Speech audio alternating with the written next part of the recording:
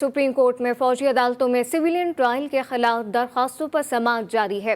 Chief justice Umar Ata Bandial की सरबराही में 6 रुकनी larger bench दरखास्तों पर समाअत कर रहा है। दौरान समाअत जस्टिस याहिया अफरीदी ने रिमार्क्स में कहा कि मिलिट्री कोर्ट भेजे गए मुल्जिमान पर सेक्शन 2D1 लगाई गई है या फिर 2D2। कल के बाद इस मामले की वजाहत जरूरी हो गई है। बिल्कुल, अभी तक किसी सिविलियन का फौजी अदालतों में ट्रायल शुरू नहीं हुआ। मजीद जानते हैं कंबर जैदी से।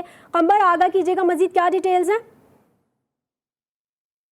जी बिल्कुल, सुप्रीम कोर्ट ऑफ पाकिस्तान में छः रुकनी बेंच जो है इस केस की समाअत कर रहा है। उज़ैर भंडारी साहब जो कि वकील हैं तहरीक इंसाफ के, अभी वो दलाइल दे रहे हैं। ब्रेक से पहले उन्होंने आर्मी एक्ट के हवाले से दलाइल दी और कहा कि 21D जो है आर्मी एक्ट के वो आइन से मुतसादिम है।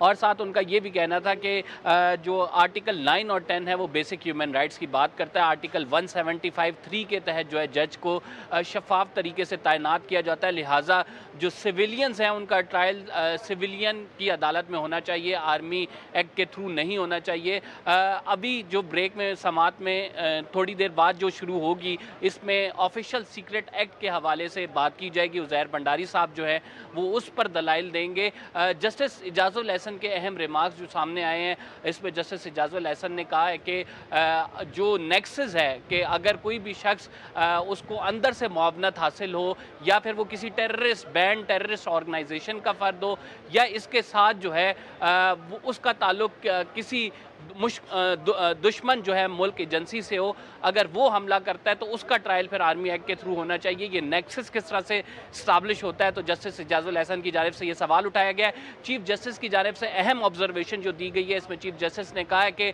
जब भी ऐसा कोई हमला होता है इससे पाक फ़ौज के मोराल डाउन होता है और दुश्मन को इस हमले से तक़वियत मिलती है। उज़ैर भंडारी जो कि तहरीक इंसाफ के वकील हैं, इस टाइम वो अपने दलाइल का जो है वो दे रहे हैं ऑफिशियल सीक्रेट एक्ट के हवाले से।